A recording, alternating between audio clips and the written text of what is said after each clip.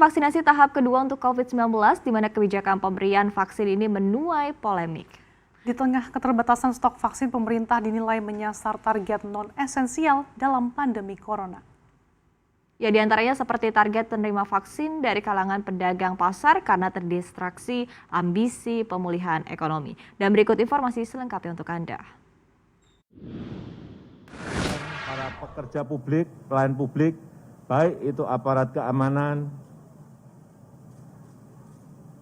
para pedagang pasar, wartawan, atlet, juga pekerja-pekerja di toko dan mal, semuanya akan divaksinasi. Dan ini akan berjalan setelah di Provinsi DKI Jakarta, akan berjalan di provinsi-provinsi yang lain. Inilah pesan Presiden Joko Widodo menandai dimulainya vaksinasi tahap kedua di Bumi Ibu Pertiwi pada 17 Februari 2021. Ya, setelah program vaksinasi tahap awal kepada lebih dari 1 juta tenaga kesehatan, vaksinasi tahap kedua siap menyasar kalangan rentan COVID-19 karena kerap beraktivitas dengan interaksi tinggi seperti pedagang.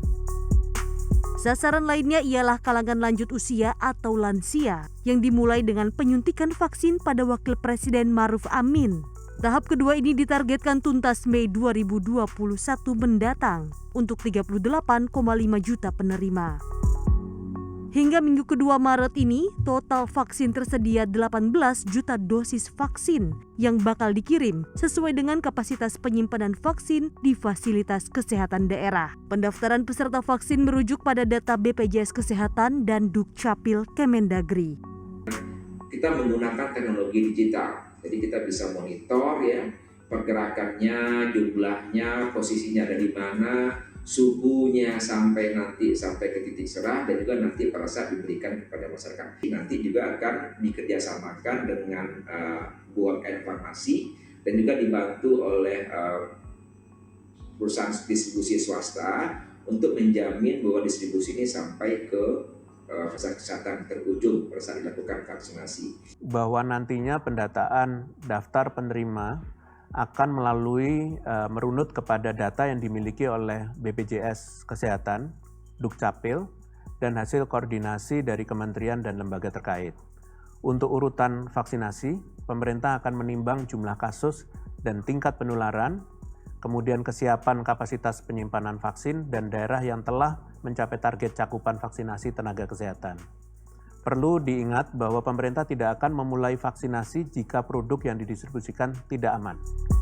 Prioritas sasaran vaksinasi tahap kedua ini menuai pro dan kontra. Ada yang tidak setuju karena berpendapat seharusnya pemerintah menuntaskan pemberian vaksin kepada seluruh tenaga kesehatan dahulu yang menjadi garda terdepan perawatan kasus di rumah sakit, agar angka kematian imbas COVID-19 tak kian tinggi.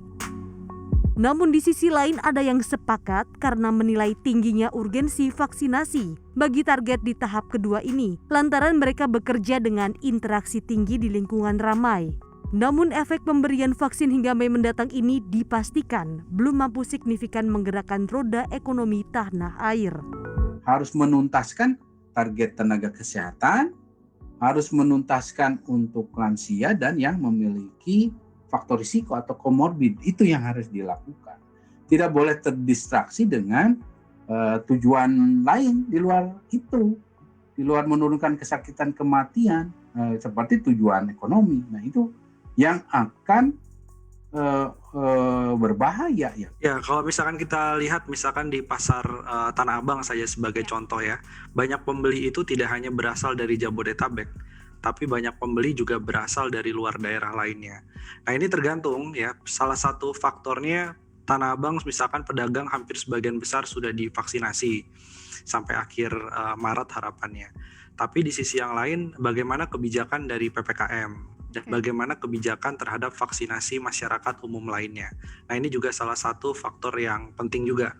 Sehingga bukan hanya pedagangnya ya yang sudah kebal terhadap virus COVID-19, tapi juga pengunjung yang datang juga harus divaksinkan. Dengan total populasi 275.222.000, kini Indonesia memiliki lebih dari 1,2 juta kasus positif dengan 33 ribuan kasus kematian dan 1 juta lebih pasien berhasil sembuh dari COVID-19. Indonesia pernah menduduki peringkat pertama dengan kasus aktif COVID-19 tertinggi di Asia, mengalahkan India yang sebelumnya memiliki jumlah kasus aktif terbanyak. Indonesia juga menduduki peringkat keempat dengan kasus terjangkit terbanyak di Asia dan peringkat ke-19 dengan kasus positif pada tingkat global. Pandemi ini masih menjadi mimpi buruk yang meneror Ibu Pertiwi. Butuh strategi vaksinasi lebih komprehensif dan masif untuk bisa mencapai target ambisius corona terkendali pada Agustus mendatang, seperti yang disebutkan Satgas Penanganan COVID-19, serta untuk kembali memulihkan ekonomi. Tim Liputan CNBC Indonesia.